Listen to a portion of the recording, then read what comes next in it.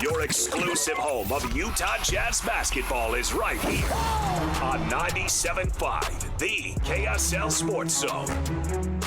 Lowry driving to the rim, packed it right on the grill of Draymond Green. My goodness, Lowry Markkanen, you are a mean, filthy man. Keyonte with a round ball robbery. Keyonte across the half court, scoops to Collier, attacking Hield, gets it blocked from behind. Anderson picks it up, kicks to Key, three ball good. Kicks back to Anderson, 5 on the clock. He goes to work on Santos, into the purple paint with 4. Wiggles, finds Lowry at the rim for the dunk with 0.2 seconds left on the clock. You're locked into JJ and Alex on 97.5, the KSL Sports Zone.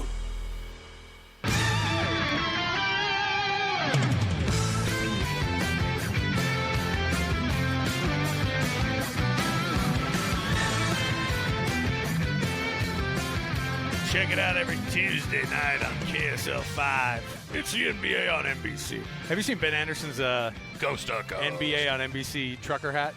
Yeah. Instagram tried to pitch that to me, and I was really close. I was like, that is a sweet hat. It is. Ben got it, and I was like, well, I can't do it now. Now I look like I'm copying off of Ben. It's not a good. He's not a bad person to copy off style-wise. Jake Scott, though, joining us on the program right now. He's the king of style at the station, if you're going to ask anybody. So, Jake joining us, of course. He's pre, half, and post, Utah Jazz.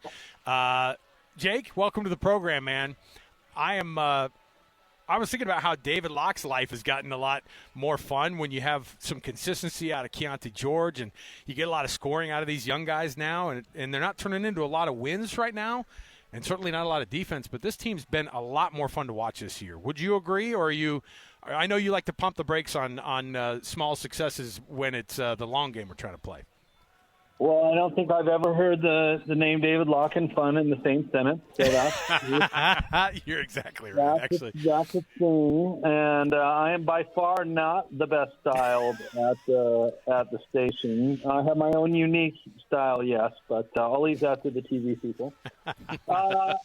I think there are little things to be encouraged. I mean, if we really want to look on the broad, I don't think they predicted Keyonte George would be quite this good. Yeah.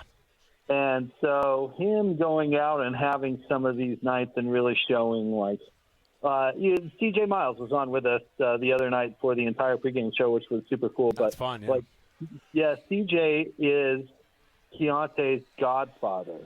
CJ and Keontae's dad grew up together and played together in high school.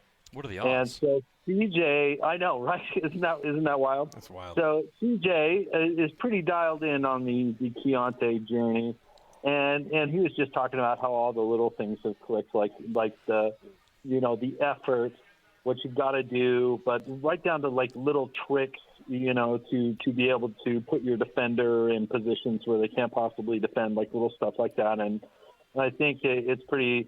I think it's the biggest story of the season so far with the Jazz is Keyonte turning out to be a dude. I know it's like a cliche now, but everybody goes back and goes, oh, dude, if you redraft that draft, it goes like Wemby Keyonte.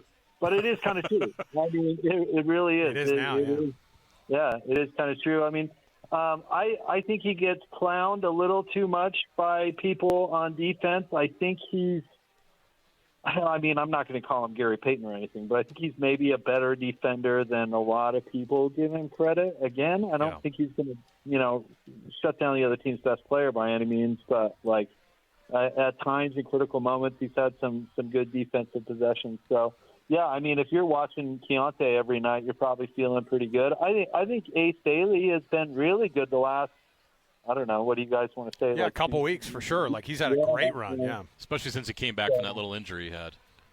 And this sounds weird and very anti-me, but, he's been a little bit more selfish, which you kind of like, right? Yeah. Go down and hunt a shot that maybe has, guys like Coach Lacombe going, ooh, I don't know. But he, finds a way to make it because he can get his shot off and he's so, long.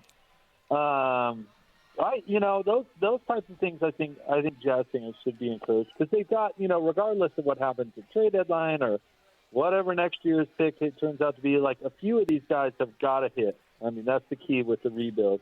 You got to hit. Oklahoma City got Shea. Yeah, that's great. But, they hit in other places, right? They hit with Lou Dort, who was undrafted. They hit with Chet, who was, top 5? Yeah, number 2.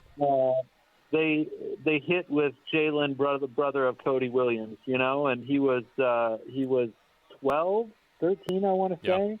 So, you gotta hit on these dudes, 2 or 3, and then start moving out of the rebuild. And I think you can safely start throwing Keyonte in the hit category. Obviously Lowry's there. I thought, Walker was well on his way to being a hit. So, you got to hit on 2 or 3 of these regardless of where they're picked. And probably good news that one of them's Keyonte George. And I think another one is going to be Ace Bailey, but he's still, he's still a rookie. Yeah, I feel pretty good about that, though, too. And you're right. You hit on number 16 in a draft. That can have a massive impact on what you're trying to do. And what do you think, what impact does Keyonte hitting have on their future? Because you mentioned you got to have those guys, but to be able to hit at number 16, to be able to hit on a point guard, which we were unsure Keyonte was going to be, how does that speed up what the Jazz are doing right now or impact what their rebuild looks like? Well, in the media, it means they're going to have to start finding excuses not to play him, probably, which is unfortunate, honestly. But it means, okay. Let's put it this way. Think back to a previous rendition with the Jazz where you had Carlos Boozer, Mehmet Okur, and Darren Williams. That was your big 3 to use a cliche, and other parts of the team obviously have to be there too. But that's going to be the focus of your team. And those 3 guys played in All-Star games. You got to have 3 dudes. Even if they're not scorers like Clay, Steph, and Draymond, even if they're playing different roles, Michael Scotty and Dennis Rodman, it doesn't necessarily mean 3 scorers, but 3 dudes that you build around. And if Keyonte is one of those guys, I mean, that's a huge notch off the list, right? I mean, getting one of those 3 guys, however you do it, is not an easy thing to do. I think if you look at the Donovan and Rudy's teams, I don't think they ever found the 3rd dude, right? So it's easier said than done. And if you feel like Keyonte is taking that kind of step and is one of those guys, I mean, that's a huge relief, because then you find 2 more, and maybe those 2 more are on the roster or whatever. Then you're kind of off to hopefully contention land. So having one of those slots filled is a huge deal. The Jazz are the worst defensive-rated team in the league. They give up the most points per game. Hey, but guess who comes into town? Another really bad defending team, the Brooklyn Nets, coming to town tonight. That's a team who has even fewer wins than the Jazz do this year. How does tonight shape up with the Nets coming into town, and what's the word on who might be missing tonight and who's going to be in? I know we haven't gotten the final – I don't think we've gotten the final injury report yet, but what are the possibilities? No Lowry tonight. Or the report in front of me. No Lowry. I think no Nurk. I think they're resting. But as far as tonight's game goes, and I've said this before, but I don't know if either of you guys watch South Park. If you've ever seen the baseball South Park where they're playing Little League and they're really tired of it and want it just to be over and to get on with their summer, and so they go to the Little League World Series. And they start playing against these other teams that, lo and behold, everybody is trying to lose. So this story turns into, who can lose the best, and, the team that loses is cheering, as opposed to, and the South Park guys are like, oh, we got to go. We're on to the next round. Brooklyn and the Jazz, it's going to be a little bit of that. Although I did see, I think, anyway, you guys correct me, I think Michael Porter Jr. is going to play. So maybe at least he's not on the injury report anywhere I saw. So that they won't intentionally rest their best player, I guess, and who knows, we'll see. But as far as the defense goes, really quick, honestly, I've seen the Jazz get dragged a bunch online about this. Oh, their last play. Do you realize that their starting and best center is Yusuf Nurkic, who wasn't a good defensive player when he was in his early 20s? let alone, at this stage in his career. And hey, we all love the triple doubles, and he's got, he does some things for you, but, be a rim protector and play defense is not one of them. And then when he doesn't play, who's the guy at the rim? We're either talking Kyle Filipowski, who is not a center, and Will Hardy has mentioned that repeatedly because I'm pretty sure he feels bad for the guy. He's like, I'm putting him out there to get dunked on by every big in the league. I know, he's getting pushed around by Draymond. It's like, come on, this kid, he doesn't need this right now. Dude, hey, Kyle, go give us some minutes on Wemby. Okay. Yeah. It's not fair, honestly.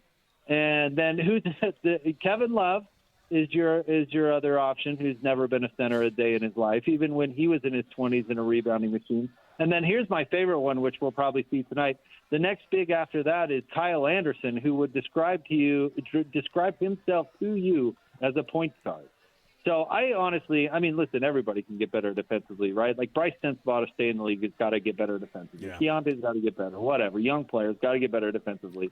But if your only available big is Kyle Filipowski, it's going to be a layup line. No offense to Phil, but it's going to be a layup line all night. So I don't know. That number is really skewed to me. Plus, they're not really trying to win, and so what's the best way to win is go out and guard. So it's just not a priority. So I was looking because I saw last night that Michael Porter Jr. went off against the Nuggets. He had like 38 and 10. Highly motivated. But he ruled himself out for personal reasons today. So not going to be playing. Okay, so he is out. All right. Yeah. For personal reasons. I don't know, whatever that is. But, it is what it is. He's not going to be playing tonight, so that's at least a benefit, I think, for the sake of being able to get some back there. But he's Jake Scott. You're going to hear him in about 2 hours from now. Yeah, 6:30 I think is when the pre kicks off today. Yeah. And it's going to be a home game, of course, across the street at Delta Center from our place. And so, Jake, as usual, man, we appreciate you coming on the program and helping us out through this thing. Did you get to say a hearty adieu to Hans today?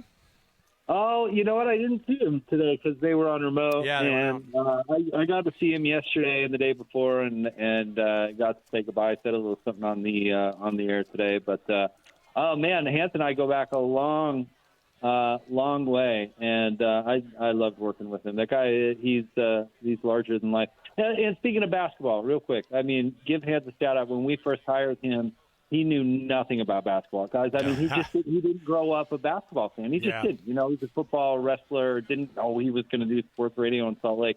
That dude poured everything he had into figuring out basketball because we got in his ear and said, "You got to know how to talk about the Jazz." Said, "Okay," and just went all at it, and he's done it with a bunch of different stuff since then. But just kind of an example of how seriously he took what he did, and how good he was at it. So, man, I know I speak for most of, or for all of us when I say we're gonna miss that big guy. That's for sure. Yeah, won't be the same. Jake, we appreciate it. Good luck tonight with the coach on the pre-half and post, and we'll be listening in. We appreciate you joining us, man, as always. Anything for you guys. Thanks, Jake. There you go, Jake Scott.